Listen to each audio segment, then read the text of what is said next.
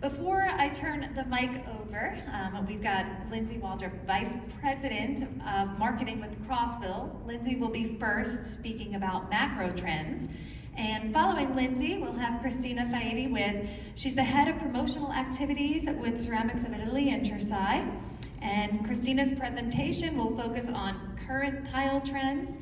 And then we'll round out with Ryan Fassan, and Ryan is the technical consultant and creative development with Tile of Spain, USA, and Santani Tile. And Ryan's going to share the latest from a technical perspective, so we're really rounding out all of everything we're going to see with tile trends. And I'd like to now pass it over to Lindsey for the first macro trends presentation. Good morning, everybody. So yes, the way that we do this, how many of you have been to one of our trends talks before? Do I have most? Okay, so I see a couple of hands raised. Thanks for coming back. That means we're giving you good stuff. But what we like to do, or what I like to do, is really talk about interior design trends, because I think it's very important from an industry perspective to see where the products that we make, what we sell, what we install, fit into the overall scheme of interior design in North America right now. So I do come from Crossville, but today I'm speaking on behalf of TCNA and all of its members. So as we go through this, you're going to see products from all over North America in the presentation. The show itself here at Coverings has 3 core tenets of design that they really want us to focus on this year: timeless luxury, in the environment and wellness, and outdoor living. So I've taken those tenets and kind of looked at them under a little bit of a microscope to see what that actually means. If you tuned in to Elena's presentation for Coverings Connected back in February, we're going to hit on some of the micro trends that she's talked about and how it all ladders up to these 3 core tenets. So you guys ready to go? Yep. Ready? Everybody's caffeinated? Okay.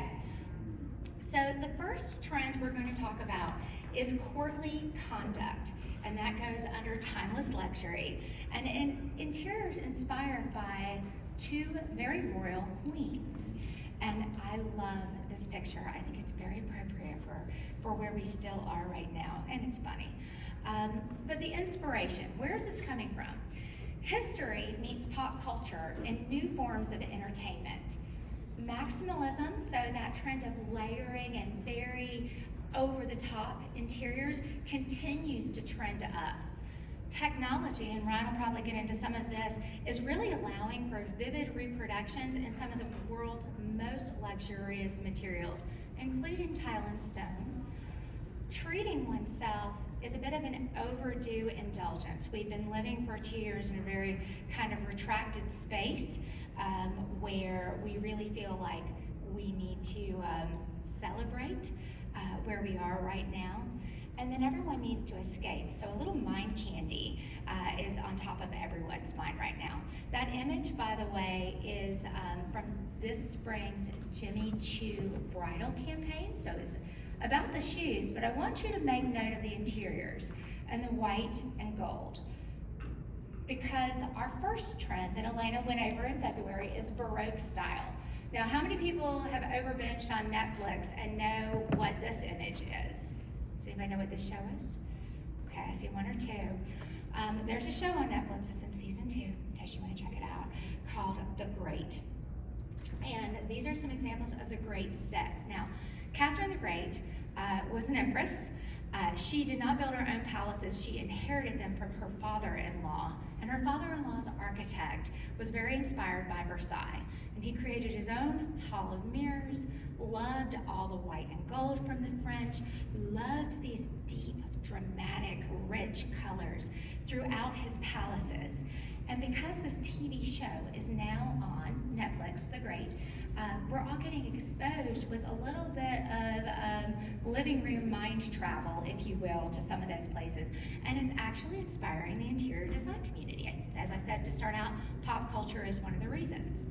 So what does this white, gold, rich colors, mirrors look like in today's design? Well, this is kind of what Baroque's looking like in a modern aesthetic. Now you're going to see some things in here that might look a little Art Deco to you, which is a trend we've talked about in the past, but but the scale is different. Instead of small geometrics, we're seeing a lot more flow, we're seeing a lot more grandeur, you're seeing a lot of woodworking. Again, that white and gold and dark stone and dark colors coming into play on the lighter side. And on the dark side, you're seeing those rich, rich colors. Again, the teal with the gold, charcoal gray, also a hint of pink and gold, but a lot of depth. And these are definitely those maximalist interiors that I was mentioning. So what does this look like in tile, right? So modern Baroque is really about hyperlux in materials that maybe we wouldn't be able to get before or couldn't afford before. So you'll see some porcelain panels in here. The long, skinny 3x12 handmade looking tile in between them, I don't know if it's reading on screen, but it's actually a really, really rich teal. And that comes from Inner Ceramic. You've got mirrored tile from Crossville and Dow tile on there. And I love this mother of pearl from Jeffrey Court and the pattern tile from Pratt and Larson. So if you want to go Baroque and someone comes into your shop with some of these pictures or loves this style, this tells you kind of where to take them on their shopping and selection experience. Now, the other queen is Queen Charlotte and Regency style. So a little bit of a history lesson here. About 40 years after Catherine the Great, we go over to England. Charles III is reigning. Charles III was a little crazy. And so his wife and son ruled for 20 years as the Prince Regent. And during that would be called England's Regency period. Now there's that little TV show that a lot of people are talking about. Again, season 2 just launched, Bridgerton. Bridgerton is so in pop culture, it's created a reality TV dating show. I just got an email from one of the clothing companies online that I like, asking if I wanted to dress in the Bridgerton style. So this is everywhere. If you're not watching, this is some of the Regency sets that we see there. 40 years later, we're lighter, we're brighter. There's still gold, there's still pattern, but it's mixed with pastels, huge, huge windows, over-the-top draperies, not quite as much layering. So we're backing a little bit off of that maximalism into something that's light and bright and happy. So what does that look like when we're not on the set of a hit TV show? This is today's Regency influence. So you see symmetry and grace. You see large windows, clear crystal chandeliers instead of the gold, but still some gold and those pastel colors. You see a lot of pink and coral and pistachio mixed in. I know some designers feel like the gallery wall is out and we're looking for big statement pieces of art, but not when it comes to Regency. We want to see that, and we love a good gold frame here. So examples of what that looks like in a decor, and then what does that look like with tile? You're still gonna see your panels, but they're not gonna be big dramatic tile veining. Much softer, much more subtle, natural stones with more subtle veining to them, and pastels. A lot of pastels, especially in your wall tile. So we have a mix from Portobello, Inner Ceramic, Pratt & Larson, Dow, and Crossville on this particular slide, all TCNA members. So those are our 2 timeless luxury trends here, Regency and Baroque.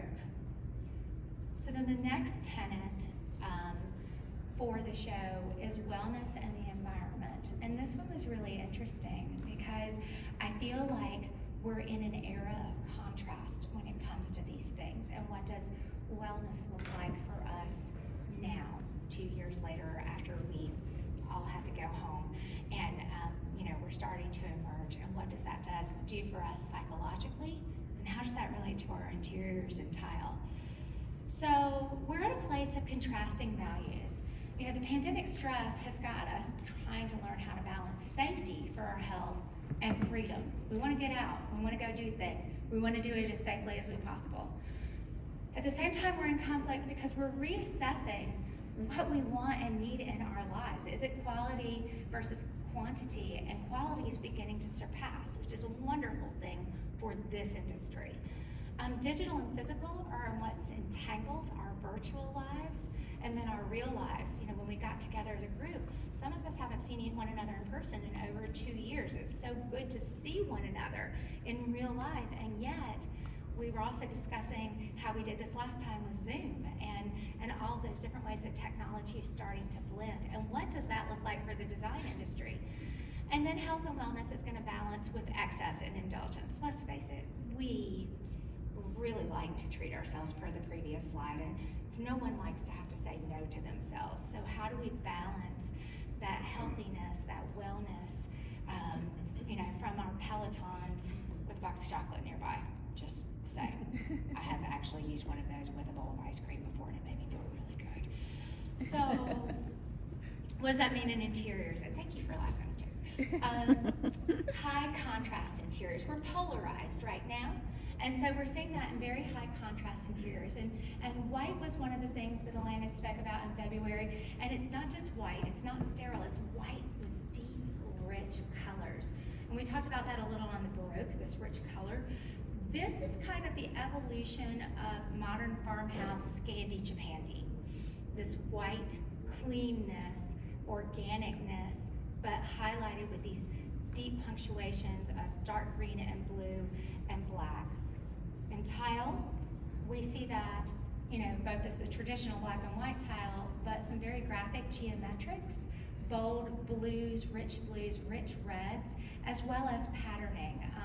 Portobello America's tile on the far left has that patterning to it. Inner ceramics on the right has texture to it that goes into some of that maker movement. And then we have Dow tile and Crossville in between with bold, rich colors. So that's how we're going to apply that trend with tile. And then on the opposite spectrum, white, we're over it. So it's color wheel opposites. We're not looking for complementary, we're not looking for things to be soothing. We're looking through bold, big splashes of optimism in our decor. So red and green, purple and yellow, blue and orange, all coming together. It is bright, but it is sophisticated. So in tile, we see that here. The blue and orange, the yellow and purple, the red and green, and the top to the far left is actually this really beautiful juniper kind of color. So the greens are running the gamut, and we'll get into that a little bit. So then the last time it's outdoor living, so we're gonna take it outside, but outside's a little different now. Outside is with purpose. It's not great big green sloping lawns anymore. The outdoors and fresh air have always been proven to contribute to a healthier environment for us. Natural materials and biofluid continue to be a contributing factor in design. We're still craving that, but we're craving less of it kind of on the inside as let's just open everything up. We crave transparency. We want to know the ingredients in our food, what goes into our spaces. We want to make sure that it's natural, or even if it's not, what is that? Can I pronounce it? And when we couldn't connect with one another, we connected with the land. And people began to see how important their outdoor spaces were for them, not just as an extension of their home, but also going back to that wellness. So this room on the left is actually an outdoor room in an arcade by the designer Bunny Williams. And residentially, we are doing that outdoor room space. Like I said, not big sweeping open expanses, but purposeful destinations. I love the picture on the left by Randy Angel. He's a landscape architect and pool design. He has sunk a living room with a fire pit into the middle of a swimming pool. Again, a space within a space within a space outside. We're opening up all of our French doors and nano walls to just blend spaces back and forth. So with tile, it's really important that we have materials with exterior finishes so that we can do that. We're moving our bars and our entertainments by the pool or into the outdoor. And it's happening in commercial as well, and I really wondered how long it would take for Workplace to catch up. The image on the left is LL Beam's corporate office, and they have created outdoor office space pods on their campus. And I think that's pretty amazing. The image in the top right is hospitality, a zen outdoor room outside of a hotel with set places for people to have activities. And below it is a hospital, and the outside where they have seating areas for people to go outside and rest and wait and do the things that they need to do there. So in tile, there's two things that are happening with this trend. outdoor tile with exterior traction spaces, and then the biophilic tile. And I chose several different green looks that are, with technology available, are allowing us to get amazing looks and feels that you would not normally be able to get from the original interior. For example, this Del Tonka USA wood look exterior tile. You wouldn't necessarily be able to do that with minimal upkeep with any other type of product. Or Crossville debuted a new exterior finish back at the last coverings, so that as well. And then these beautiful luxurious greens that help you bring that outside in and then the inside out. So those are what I'm seeing as far as decor trends and how they relate to tile across the United States and why. So with that, I will let Christina tell us more about trends specifically in tile.